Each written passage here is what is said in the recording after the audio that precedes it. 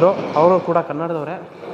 ಹೇಳಿದ್ರು ಈ ಥರ, ನೀವು ಬೆಂಗಳೂರಿಂದನೇ ಹೋಗ್ಬೋದಾಗಿತ್ತಲ್ಲ, ಇಲ್ಲಿಗೆ ಪಾಟ್ನಾಯಿಂದ ಯಾಕೆ ಬಂದ್ರಿ, ಪ್ರಯಾಗ್ರಾಜ್ಗೆ ಹೋಗೋರು ಅಂತ ಅಂದರು. ಸೊ ನಾನು ಹೇಳಿದೆ, ಸರ್ ಇದು ಫ್ಲೈಟ್ ಚಾರ್ಜಸ್ ಬಂದು 40,000 50,000 ಫ್ಲೈಟ್ ಚಾರ್ಜ್ ಐತೆ. ಬೆಂಗಳೂರಿಂದ ಮಲೇಷ್ಯಾಗೆ ಹೋಗ್ತೀವಿ ಅಂತ ಅಂದರೆ 13,000 ಫ್ಲೈಟ್ ಚಾರ್ಜು.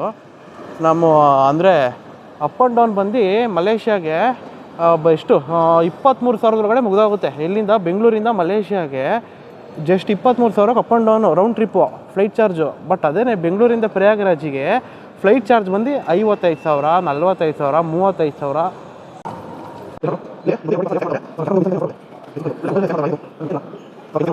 ಗುರು ನೋಡ್ರಿ, ಫ್ಲೈಟು ಸ್ವಲ್ಪ ಅಲ್ಲಾಡ್ತಾ ಇದೆ. ಆ ರೆಕ್ಕೆ ನೋಡಿ ಹೆಂಗೇನೆ, ರೆಕ್ಕೆ ತೋರಿಸ್ತೀನಿ ನೋಡಿ, ಸ್ವಲ್ಪ ಏನೋ ಹಿಂದೆ ಮುಂದೆ ಶೇಕ್ ಆಗ್ತೈತೆ. ಎಷ್ಟು 1000 ಅಡಿ ಮೇಲಿದ್ದೀವಿ. ಹಾಗೆ ನೋಡಿ ಸ್ಪೀಡು 890 900 ಗಂಟೆ ರೀಚ್ ಆಗ್ತೈತೆ.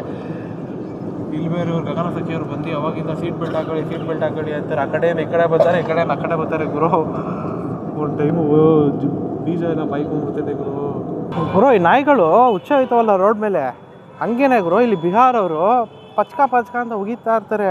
ಪಾನ್ ಪರಾಕು, ಈ ವಿಮಲ್ಲು ಇವೆಲ್ಲ ಹಾಕೊಂಡು ಇಲ್ಲಿಲ್ಲ ರೋಡ್ ಮಗಳಲ್ಲೇ ಪಚ್ಕ ಅಂತ ಉಗಿತಾನೆ ಇರ್ತಾರೆ. ವಿಮಲ್ ನಗರ್ ಅಂದ್ಬಿಟ್ಟಿದೆ ಹೆಸರು, ನಾನು ಹೊಸದಾಗಿ ಇಡ್ತಾ ಇದ್ದೀನಿ. ವಿಮಲ್ ಪಾನ್ ಪರಾಕ್ ನಗರ್.